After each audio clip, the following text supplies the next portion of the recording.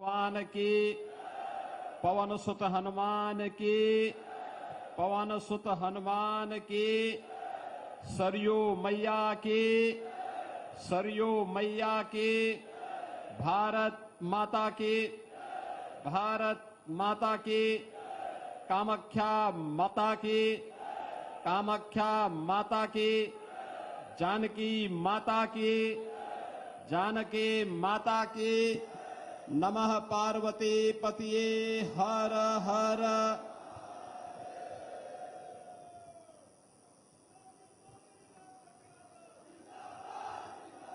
कामाख्या धाम में विधानसभा रुधौली की परियोजनाओं के लोकार्पण और शिलान्यास के साथ ही वीरांगना झलकारी बाई की इस भव्य दिव्य अश्वारोही प्रतिमा के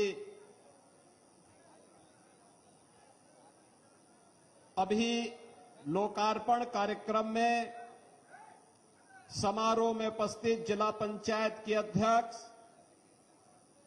श्रीमती रौली सिंह जी, इस क्षेत्र के लोकप्रिय विधायक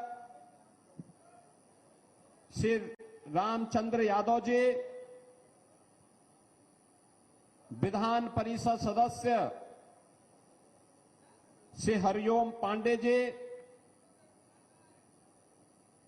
मान्य विधायकगण श्री चंद्रभानु पासवान जी, अमित सिंह चौहान जी, अभय सिंह जी, भारतीय जनता पार्टी के जिला के अध्यक्ष श्री राधेश्याम त्यागी जी, निवर्तमान अध्यक्ष श्री संजीव सिंह जी, जिला प्रभारी मिथिलेश त्रिपाठी जी, पूर्व विधायक सेंद्र प्रताप तिवारी खब्बू जी, पूर्व विधायक गोरखनाथ बाबा जी, पूर्व विधायक रामू प्रियदर्शी जी, नगर पंचायत अध्यक्ष श्री शीतला प्रसाद शुक्ल जी, ब्लॉक प्रमुख राजीव तिवारी जी, आज के इस कार्यक्रम में उपस्थित भारतीय जनता पार्टी के सभी पदाधिकारीगण, भारी संख्या में रुधौली विधानसभा और आसपास से जुड़े हुए सभी उपस्थित नागरिक बहनों और भाइयों, आज मुझे रुधौली विधानसभा क्षेत्र में विकास की परियोजनाओं के लोकार्पण, मां कामाख्या धाम में दर्शन करने और देश के प्रथम स्वातंत्र समर की अमर वीरांगना झलकारी बाई के इस भव्य और दिव्य प्रतिमा के लोकार्पण का सौभाग्य प्राप्त हुआ है। मैं सबसे पहले मां कामाख्या के इस धाम को नमन करते हुए रुधौली विधानसभा और कामाख्या क्षेत्र से जुड़े हुए आप सभी उपस्थित बहन और भाइयों का मैं हृदय से स्वागत करता हूं, अभिनंदन करता हूं। आज यहां पर लोकार्पण हो रही 72 परियोजनाओं और शिलान्यास के लिए 54 परियोजनाओं के शिलान्यास होने के अवसर पर इस क्षेत्र के लोकप्रिय विधायक को बधाई देता हूं। आप सभी का मैं अभिनंदन करता हूं।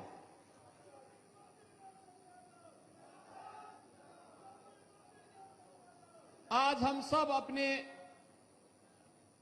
भारत की उस अमर वीरांगना को, जिन्होंने 1857 के प्रथम स्वातंत्र समर के उस पूरे अभियान में देश की आजादी के लिए फिरंगियों को नाकों चने चबाने के लिए मजबूर कर दिया था, ऐसी झलकारी बाई कोरी की पुण्य स्मृति को नमन करते हुए उन्हें प्रदेश सरकार की ओर से और रुधौली क्षेत्र की जनता जनार्दन की ओर से विनम्र श्रद्धांजलि भी अर्पित करता हूं।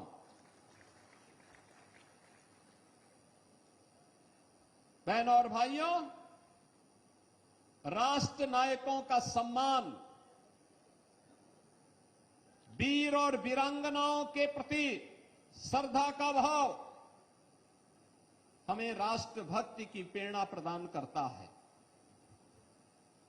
और उसी राष्ट्रभक्ति की प्रेरणा से प्रेरित होकर के हमारी सरकार ने, ये डबल इंजन की भारतीय जनता पार्टी की सरकार ने सरकार बनने के बाद महारानी लक्ष्मीबाई, महारानी दुर्गावती, महारानी अवंतीबाई लोधी, वीरांगना झलकारीबाई और वीरांगना उदा देवी के नाम पर अनेक अभियान प्रारंभ कराए। पीएसी की 3 नई बटालियन वीरांगना अवंतीबाई लोधी के नाम पर, वीरांगना झलकारीबाई कोरी के नाम पर, वीरांगना उदा देवी पासी के नाम पर हमारी सरकार ने प्रदेश के अंदर गठित की और तीनों बटालियन में केवल और केवल बेटियां भर्ती होंगी, यह भी सुनिश्चित किया है।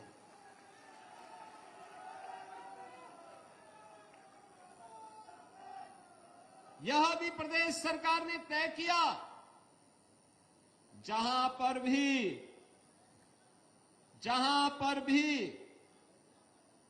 ये पीएसी की बटालियन गठित हो रही है, वहां पर इन तीनों वीरांगनाओं की, जिसके नाम पर होगा उस वीरांगना की अश्वारोही प्रतिमा वहां पर स्थापित होगी, जो नई पीढ़ी को एक प्रेरणा देगी, राष्ट्रभक्ति की एक प्रेरणा देगी।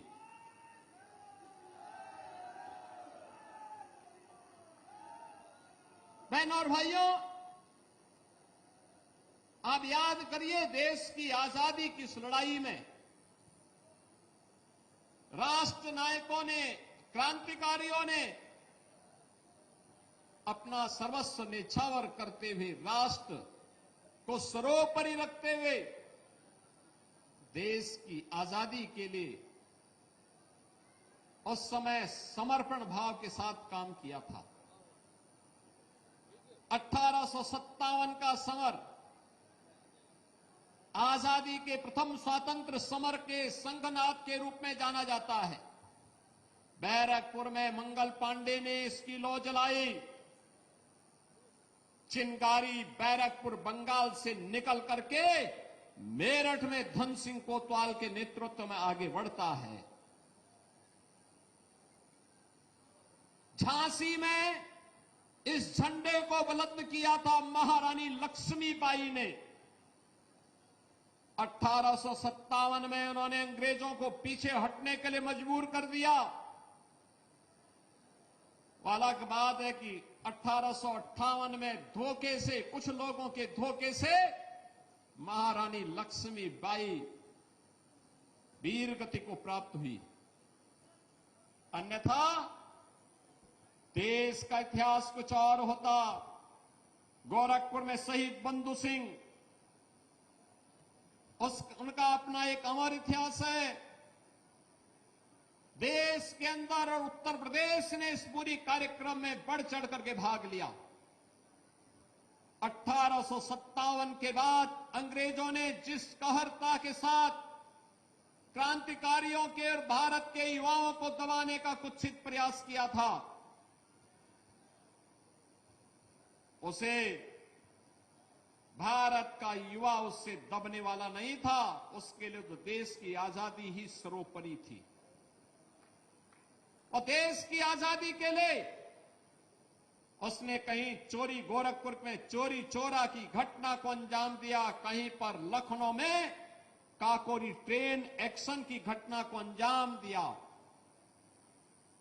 और जब भी देश के अंदर आजादी के आंदोलन को नेतृत्व प्रदान करने वाले नेताओं ने, स्वाधीनता संग्राम सेनानियों ने आह्वान किया, भारत का नौजवान बढ़ चढ़ करके भाग लेता था। अंग्रेज ज्यादा दिन ठहर नहीं पाए। 15 अगस्त 1947 को यह देश आजाद हुआ और आज हम सब गौरवशाली हैं। यह देश आजाद है। एक नए भारत के रूप में नए उत्तर प्रदेश में हम लोग रह रहे हैं और डबल इंजन सरकार अब विरासत और विकास के प्रधानमंत्री मोदी जी के विजन को प्रभावी ढंग से आगे लागू करने के लिए प्रतिबद्ध दिखाई देती है। बहनों और भाइयों, जो कार्य आज दिखाई दे रहा है, हो रहा है, वास्तव में यह कार्य 1947 में प्रारंभ हो जाना चाहिए था। 1947 में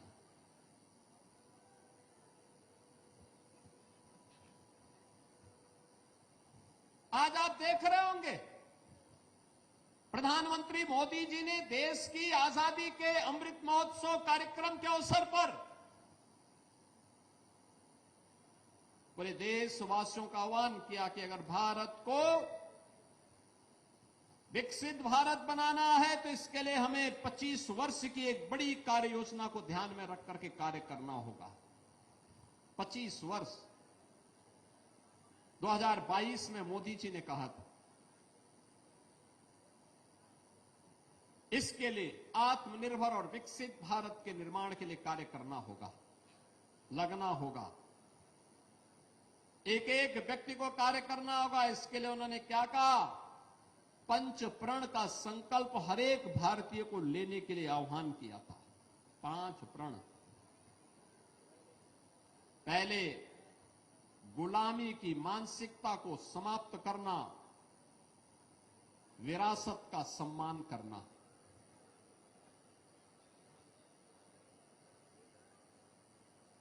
विरासत का सम्मान करना, अपने पूर्वजों के प्रति, अपनी आस्था के केंद्रों के प्रति, उनके संरक्षण के लिए, उसके संवर्धन के लिए लगातार प्रयास करना।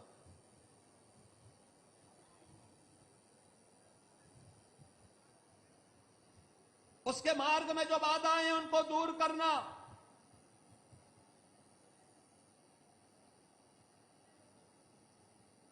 मोदी जी ने तीसरी बात जो लोगों के लिए कहा, वह कहा था, हम सबको सावधान होना होगा बांटने वाले ताकतों से जो विभाजित कर रहे हैं। इसके लिए एकता पर बल देना, सामाजिक एकता पर। सामाजिक एकता ही, मजबूत सामाजिक एकता ही सुदृढ़ राष्ट्रीय एकता का आधार बन सकता है, इस पर ध्यान देना।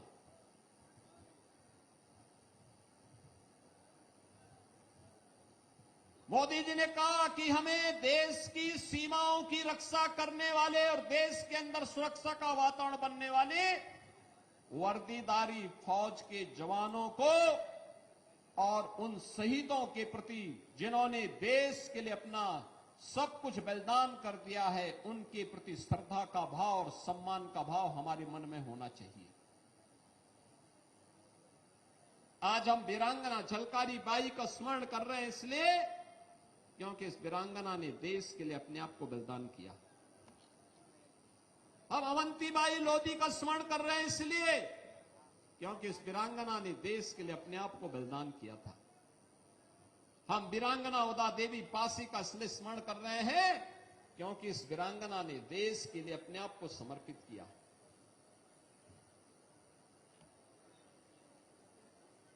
हम महाराजा सुहेलदेव का इसलिए स्मरण करते हैं क्योंकि उन्होंने आक्रांताओं को उनकी भाषा में जवाब दिया और भारत की अखंडता को और भारत की सुरक्षा को सुनिश्चित किया। हम महाराजा बिजली पासी को इसलिए स्मरण करते हैं क्योंकि उन्होंने विदेशी आक्रांताओं का डटकर मुकाबला करके उन्हें उखाड़ने के लिए पूरी ताकत लगा करके उन्हें बाहर करने का काम किया।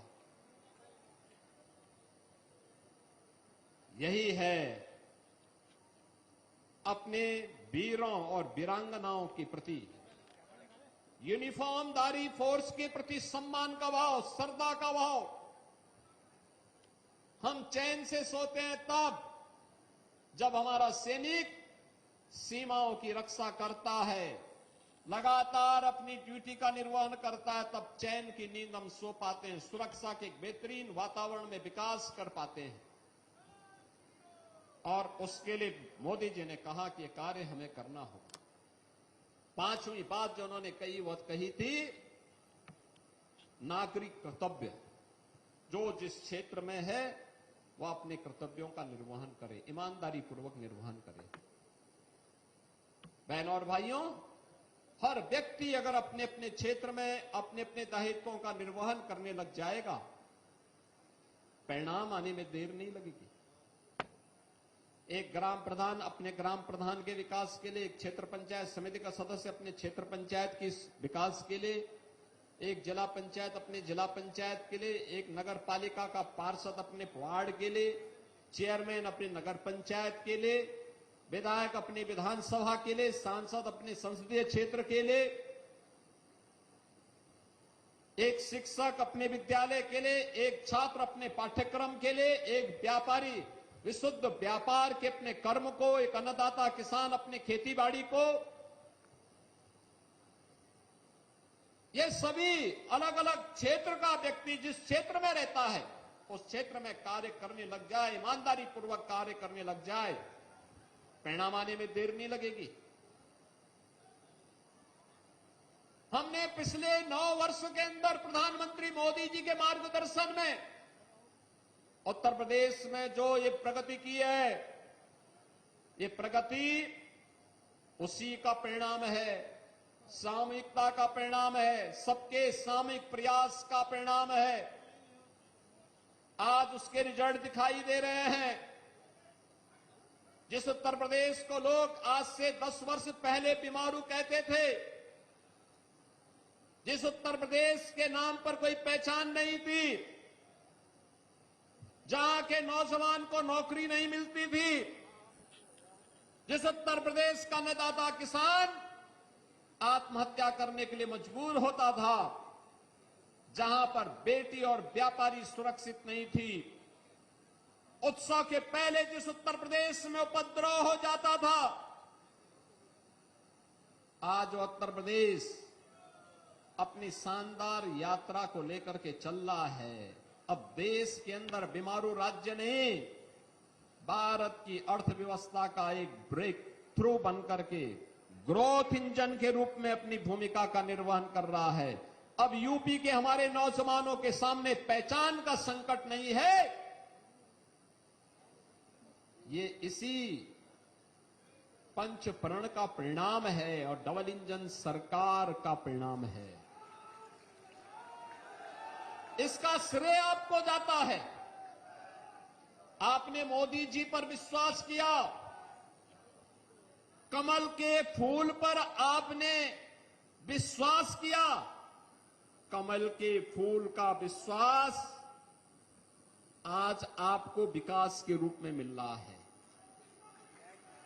विरासत के रूप में मिल रहा है, एक नए उत्तर प्रदेश के रूप में मिल रहा है, एक नई अयोध्या के रूप में मिल रहा है और एक नई रुधौली के रूप में मिल रहा है। आप मुझे बताओ ना, आपने रामचंद्र यादव को विधायक बनाया। मैं 2017 में भी आया था, मैं 2022 में भी आया था। आपने रामचंद्र यादव जी को अपना विधायक बनाया तो देखो वीरांगना झलकारी बाई कोरी की इतनी भव्य प्रतिमा की स्थापना हुई। कामाख्या धाम नगर पंचायत बन गया। ये तो ग्राम पंचायत थी, ये नगर पंचायत बन गई।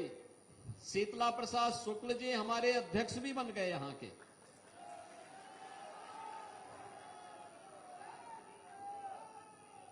आप देखो ठीक सामने कितनी शानदार विवाह मंडपम बना है। कोई गरीब की शादी ब्याह हो, कोई सार्वजनिक कार्यक्रम हो, कोई मांगलिक कार्यक्रम हो, आसानी से नगर पंचायत के द्वारा यहां पर कोई भी व्यक्ति आकर के कार्यक्रम कर सकता है। 5 स्टार होटल जैसी सुविधाएं दी गई हैं। आप सोचो, ये जो सड़कों का जाल है, ये जो स्वास्थ्य केंद्र बन रहे हैं, ये जो स्कूली केंद्र बन रहे हैं, गरीबों के लिए मकान बन रहे हैं, हर गरीब के घर में शौचालय बन रहे हैं, हर गरीब को फ्री में राशन का लाभ मिल रहा है। ये डबल इंजन सरकार की ताकत है।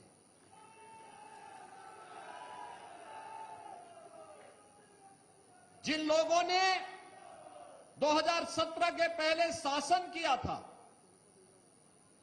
आखिर उन लोगों ने कामाख्या धाम को नगर पंचायत क्यों नहीं बनाया? क्यों नहीं उन्होंने विवाह मंडपम बनाया? क्यों सड़कें नहीं बनाई? क्यों उन्होंने पीएम सूर्य घर मुफ्त बिजली योजना में सोलर पैनल गरीबों को उपलब्ध करवाए?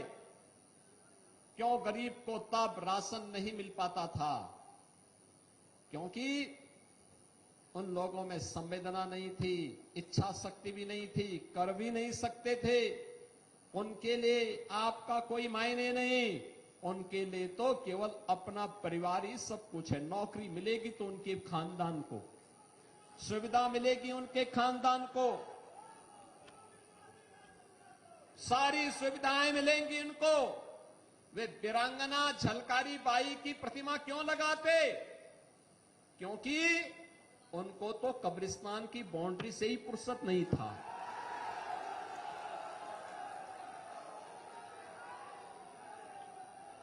उनकी सोच ही कब्रिस्तान तक सीमित थी।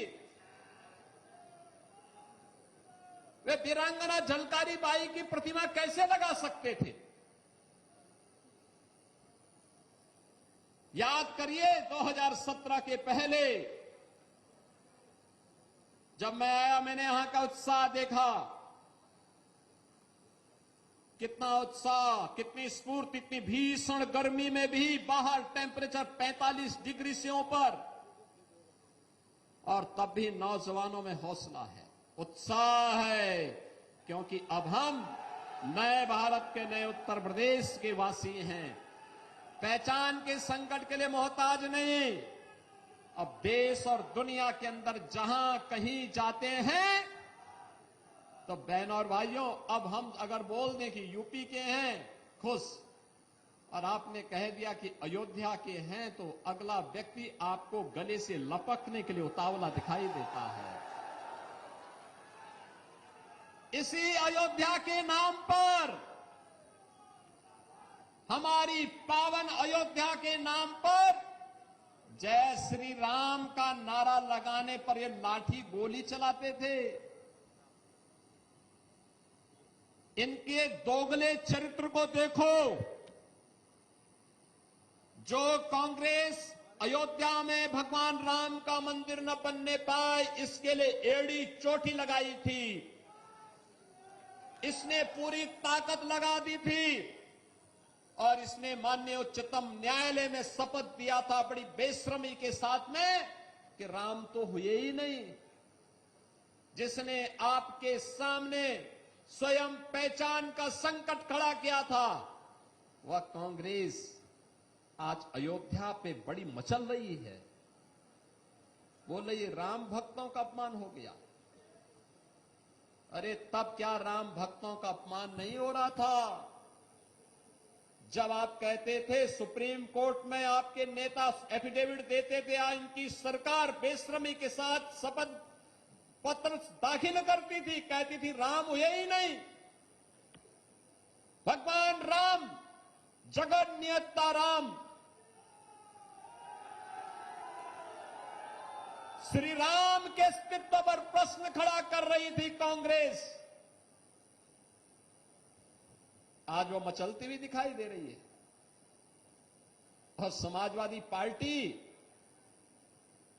देखो तो इनका दोहरे चरित्र को। कहती राम भक्तों का अपमान हुआ, राम भक्तों पर, कार सेवकों पर गोली चलाने और जय श्री राम बोलने पर लाठी भांजने वाले लोग आज उपदेश देने चले हैं, उपदेश देने चले हैं। बहनों और भाइयों, मेरी अपील होगी सभी राम भक्तों से, अयोध्या के बारे में जो समाचार पत्रों में सुनने को मिला, हम लोगों ने ट्रस्ट के अनुरोध पर एसआईटी जांच बिठाई है और मैं उन्हें इस बात के लिए कह सकता हूं कि एसआईटी जांच दूध का दूध और पानी का पानी करके रहेगी, उसमें कोई संदेह नहीं। लेकिन मैं सभी से इस बारे में अनुरोध करूंगा, सभी पक्षों से कहूंगा कि कोई भी ऐसी अनर्गल टिप्पणी और बातें न हो जो राम भक्तों की भावनाओं को आहत करती हो, राम भक्तों की भावनाओं को आहत करती हो। अगर किसी के पास कोई डॉक्यूमेंट्री प्रूफ है, वे कृपया एसआईटी को उपलब्ध करवा दें, एसआईटी को दे दें, एसआईटी जांच करके देगी। और राम भक्तों से भी मैं कहना चाहूंगा, राम भक्तों से मेरी विनम्र अपील होगी, प्रभु राम ने हमें मर्यादा का पाठ पढ़ाया है, मर्यादित रहने का आचरण दिया है। हम उस मर्यादा का पालन करते हुए हमने 500 वर्षों तक, हम लोगों के पूर्वजों ने 500 वर्षों तक प्रभु राम के स्थान को लेने के लिए संघर्ष किया है। 500 वर्षों तक मर्यादित रहते हुए हमने संघर्ष किया है। 15 दिन और देख लें, इंतजार कर लो, चिंता मत करो। लेकिन हम अयोध्या को बदनाम करने वाले, राम जन्मभूमि मंदिर को अपमानित करने वाले लोगों के बहकावे में कतई ना आए। ये लोग कभी नहीं चाहेंगे कि अयोध्या का नाम हो, ये कभी नहीं चाहेंगे कि अयोध्या सम्मान पाए, क्योंकि ये लोग स्वयं क्षमता विहीन थे, कर नहीं सकते थे। तब अयोध्या को बिजली नहीं मिलती थी, अयोध्या को इन्होंने बिजली नहीं दी, संकरी गलियों में बांध करके रख दिया था। आज दुष्प्रचार करके हमारी सप्तपुरियों में से पहली पुरी अयोध्या धाम को ये लोग अपमानित करते हैं, दुष्प्रचार करते हैं, अपमानित करते हैं। हम इनके बहकावे में कतई ना आए। इनका आचरण आपके सामने है। इन लोगों ने राम भक्तों पर गोलियां चलाई हैं, जय श्री राम बोलने पर लाठी भांजते थे, भगवान राम के अस्तित्व पर प्रश्न खड़ा करते थे और हर प्रकार की बाधाएं खड़ी करके न्यायालय में अपने अधिवक्ता खड़े करके रोड़े अटकाने का काम करते थे। ये लोग उपदेश देना बंद करें। एसआईटी गठित हुई है, दूध का दूध और पानी का पानी होगा। मेरी सभी संबंधित से यही अपील होगी, एसआईटी की रिपोर्ट आने तक कोई बयानबाजी कतई न करें, क्योंकि बीच बीच में जब बयानबाजी होती है तो वह जांच को प्रभावित करती है। जांच चलने दें, जांच के बाद किसी पक्ष को कोई बात कहनी होगी, एसआईटी उसके लिए तैयार होगी। लेकिन अनावश्यक रूप से चरित्र हनन का प्रयास न करें, अनावश्यक रूप से अयोध्या धाम को बदनाम करने का कुत्सित प्रयास न करें। अगर कोई अपराधी है और कोई भी होगा, बचेगा नहीं, यह सुनिश्चित है। ये लोग क्या हमें बताएंगे जो लोग राम भक्तों को अपमानित करते थे और जो प्रदेश के कुख्यात माफियाओं के कब्र पे जाकर के फातिया पढ़ते थे, ये लोग आज राम भक्ति का उपदेश हमें देने चले हैं। हम इन लोगों के बहकावे में ना आए। मेरी आप सबसे ये अपील है। आज के इस अवसर पर मैं बधाई दूंगा रुधौली के अपने विधायक श्री रामचंद्र यादव जी को और उनकी पूरी टीम को। अयोध्या का विकास तब हो पाया जब हमारे जनप्रतिनिधि सक्रिय थे, लगातार सहयोग किए, प्रशासन के साथ मिलकर के टीम भावना के साथ आगे बढ़े, परिणाम हम सबके सामने आया। आज अयोध्या एक नई अयोध्या के रूप में दुनिया को आकर्षित कर रही है और यही तो विपक्ष को अच्छा नहीं लग रहा है। अयोध्या सोलर नगरी बन गई है, सोलर सिटी बन गई है। अयोध्या की 4 लेन इनको अच्छी नहीं लगती। महर्षि वाल्मीकि के नाम पर इंटरनेशनल एयरपोर्ट इनको अच्छा नहीं लगता। निषाद राज के नाम पर रेन बसेरा इनको अच्छा नहीं लगता।